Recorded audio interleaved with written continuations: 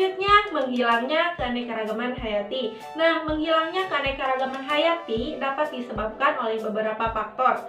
Yang pertama, hilangnya habitat. Menurut daftar merah IUCN menunjukkan bahwa hilangnya habitat yang diakibatkan manajemen pertanian dan hutan yang tidak berkelanjutan menjadi penyebab terbesar hilangnya keanekaragaman hayati. Nah, bertambahnya jumlah penduduk mengakibatkan bertambah pula kebutuhan yang harus terpenuhi. Kemudian pencemaran udara, tanah, dan air. Nah, zat pencemar atau polutan adalah produk buangan yang dihasilkan oleh aktivitas manusia.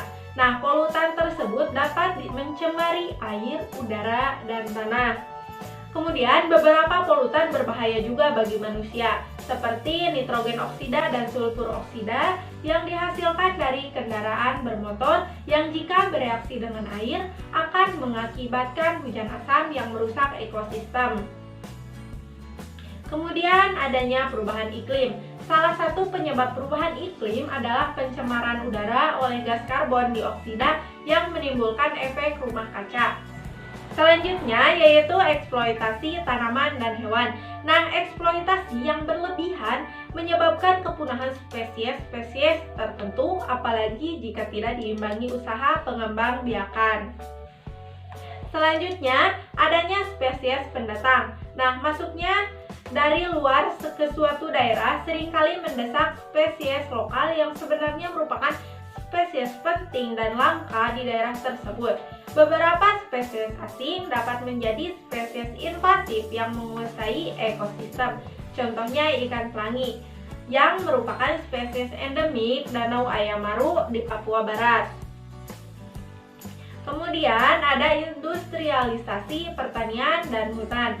Pada petani cenderung menanam tumbuhan atau memelihara hewan yang bersifat unggul dan menguntungkan. Sedangkan tumbuhan dan hewan yang kurang unggul dan kurang menguntungkan akan disingkirkan. Selain itu, suatu lahan pertanian umumnya ditanami satu jenis tumbuhan atau monokultur. Hal ini dapat menurunkan keanekaragaman hayati di Indonesia juga.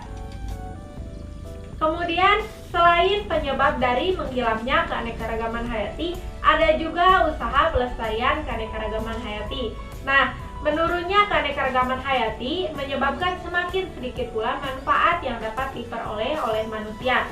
Penurunan keanekaragaman hayati dapat dicegah dengan cara melakukan pelestarian atau konservasi keanekaragaman hayati.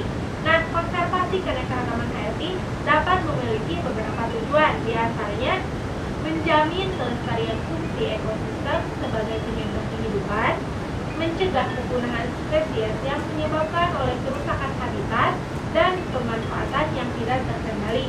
Kemudian, menyediakan sumber kelas panupa untuk mendukung pengembangan dan budidaya kultivar tanaman pangan, obat-obatan maupun hewan ternak.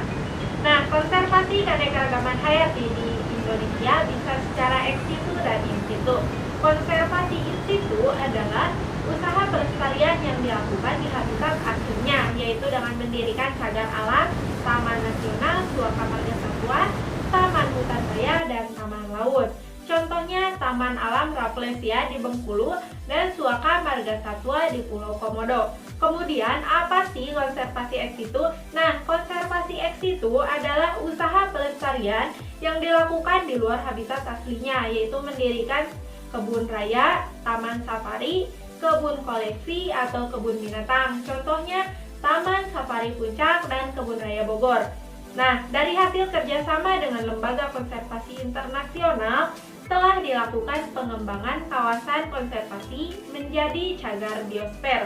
Nah, cagar biosfer merupakan kawasan dengan ekosistem terestrial dan pesisir yang melaksanakan konservasi biodiversitas melalui pemanfaatan ekosistem yang berlanjutan. Nah, cagar biosfer di Indonesia berdasarkan ketetapan UNESCO, diantaranya Kebun Raya Cibodas. Berikut merupakan satwa liar yang dilindungi. Anda semua bisa dilihat di sebelah kiri atau kanan saya, dan berikut merupakan tumbuhan liar yang dilindungi.